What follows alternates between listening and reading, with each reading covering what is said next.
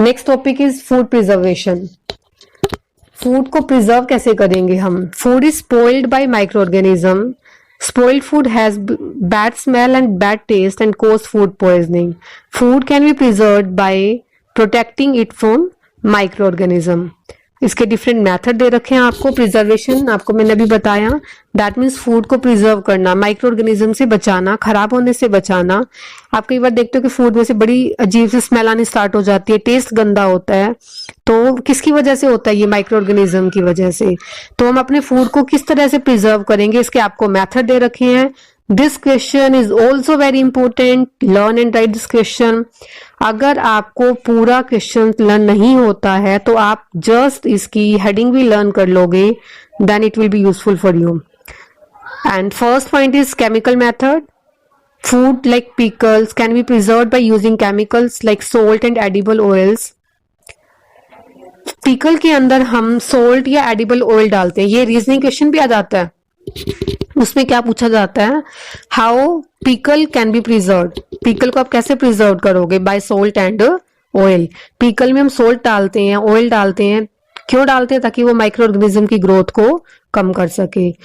Jams can be preserved by using sodium benzoate, sodium metabisulfite. These chemicals are called preservative. या फिर आपसे ये पूछा जा सकता है, name two food preservative which are used to preserve the food. तो आप क्या बताओगे? Sodium benzoate and sodium metabisulphite. Sodium metabisulphite को शॉर्ट फॉर्म में क्या बोलते हैं हम? KMS। इसकी फुल फॉर्म क्या हो जाएगी? Sodium metabisulphite. Next method है by using common salt. Food items like fish, meat, amla, raw mangoes, tamarinds etcetera can be preserved by using common salt. It prevent the growth of micro organisms. कुछ food item की पर हम अगर salt का use करते हैं तो salt भी फूड को प्रिजर्व करने में हेल्पफुल है। नेक्स्ट है by using sugar. Food item जैसे जैम है, जेली है, स्क्वैशीज हैं, इन सब के अंदर हम किसका यूज करते हैं? शुगर का। शुगर भी क्या करती है? माइक्रोब्स की ग्रोथ को प्रिवेंट करती है। इसमें भी रीजनिंग क्वेश्चन आता है, why sugar is used in jam and jellies. Jam और जेली में शुगर को यूज क्यों करते हैं? क्योंकि शुगर क्या करेगा? वाटर कंटेंट को कम करेगा, जिससे माइक्रो ऑर्गेनिज्म की ग्रोथ कम होगी। नेक्स्ट है by using oil and vinegar. Food items like pickles, vegetable, fish, meat, etc. are preserved by using oil and vinegar. It prevents the growth of microorganism. Oil का use करके, vinegar आपने सुना होगा सिरका, pickle में हम use करते हैं इसका, और वेजिटेबल में हम ऑयल का यूज करते हैं।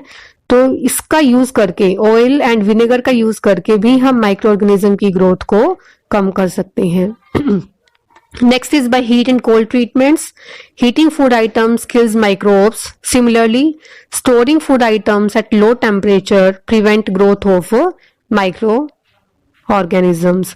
Heat and cold treatment का मतलब कुछ फूड आइटम को हम गर्म करते हैं, और जैसे मिल्क है, मिल्क को पहले बॉईल करते हैं, बॉईल करने के बाद में उसको फ्रिज में रखा जाता है, जिससे माइक्रो ऑर्गेनिज्म की ग्रोथ कम हो जाती है।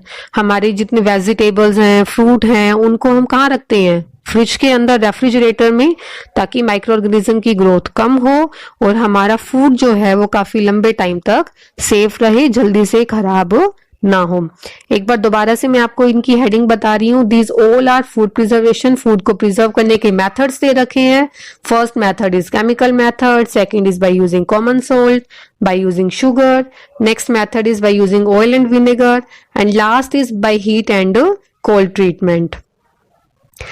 नेक्स्ट आपको पेस्टराइजेशन दे रखा है।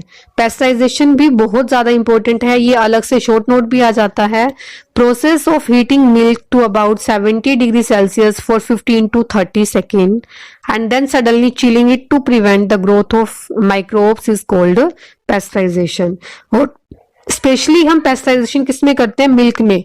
सबसे पहले मिल्क को हीट किया जाता है, बॉईल किया जाता है, उसके बाद फिर इसको हम कूल डाउन करते हैं। इस प्रोसेस को क्या बोला हमने? पेस्टराइजेशन। और इस प्रोसेस की डिस्कवरी किसने की थी? लुईस पास्चर ने। This question is also very important. Pasteurisation method किसने दिया था? लुईस पास्चर ने। And next method is food को हम प्रिजर्व कैसे करेंगे? By storage and packing. Many food items are stored in air tight containers to protect them from microbes. आपको ये सब पिक्चर्स में दिखाई दे रहा है। सबको हमने जितने भी फूड आइटम हैं उनको कंटेनर्स के अंदर स्टोर किया हुआ है, जिससे माइक्रो ऑर्गेनिज्म की ग्रोथ नहीं होगी और हमारा फूड जो है वो लंबे टाइम तक सेफ रहेगा। अब अलग से रीजनिंग क्वेश्चन क्या आता है? Why food materials are store in air tight container. Food material को एयर टाइट कंटेनर में स्टोर क्यों करते हैं? तो इसका आंसर क्या होगा? To prevent the growth of micro organisms. Micro organisms की ग्रोथ को कम करने के लिए फूड मटेरियल को एयर टाइट कंटेनर के अंदर